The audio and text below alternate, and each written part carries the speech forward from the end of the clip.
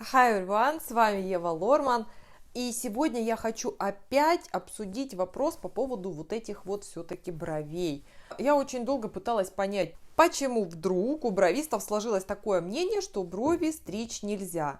Потому что в интернете огромное количество статей на эту тему, что брови стричь нельзя. Я прям вот открываю браузер и задаю этот вопрос, можно ли стричь брови. И во всех статьях практически написано, что брови стричь нельзя. Самое интересное, что делаю я дальше начинаю читать и начинаю выяснять, почему все-таки их стричь нельзя. Я увидела такую информацию, в которой написано, что если брови стричь, то они начнут расти более жесткими и непослушными.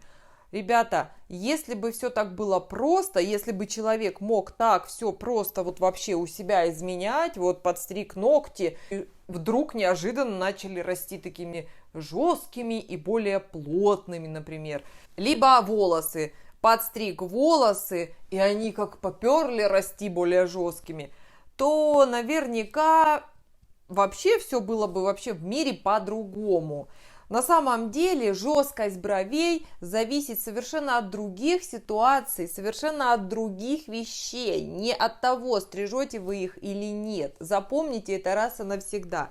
Жесткость бровей зависит исключительно от наследственности, от возраста, но совсем не от того, стрижем мы их или нет. Поэтому, дорогие мои, это такой мини-ролик небольшой.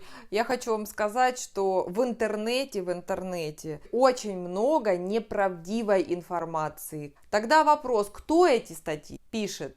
А эти статьи пишут люди, у которых очень много свободного времени. А это точно не мастера. Либо мастера, у которых огромное количество свободного времени. А что это тогда за мастер? Не востребован этот мастер, так как у него есть огромное количество времени на написание вот такого рода статей. То есть вот что я могу из этого вам сказать.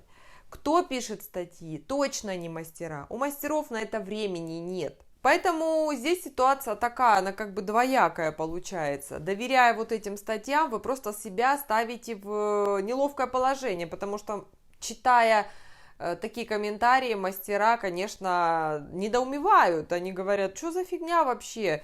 Вот последний комментарий девушка написала. Что за мегабровисты, которые вот решили вдруг изменить мир своим подходом, новым подходом к бровям?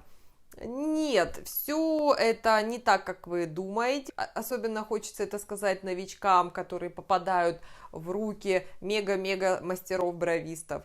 Не все так сложно, как вам преподносят. Поэтому надо на все смотреть проще. Слушайте более опытных мастеров, которые давно работают.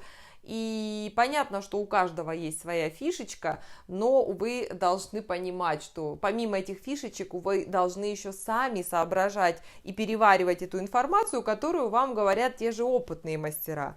Поэтому, друзья, не нужно до такой степени смотреть на вещи однобоко, смотрите более расширенно. И я надеюсь, что я все-таки хоть как-то опять вас убедила и поддержала тот комментарий. Спасибо большое, я полностью с вами согласна. Именно потому, что вы оставили этот комментарий, мне захотелось вот прям развить эту тему и поддержать вас, потому что я с вами абсолютно солидарна. И я думаю, что очень много настоящих мастеров точно так же и думают. Bye-bye, everyone! С вами была Ева Лорман, и до встречи в новых видео. Эй, народ, не скупись, лайк поставь, подпишись, я тебя сейчас пляшу. Подпишись же, блин, прошу. Колокольчик тут же жми, делись со всеми, не томи. Хватит даме танцевать, пора идти видос снимать.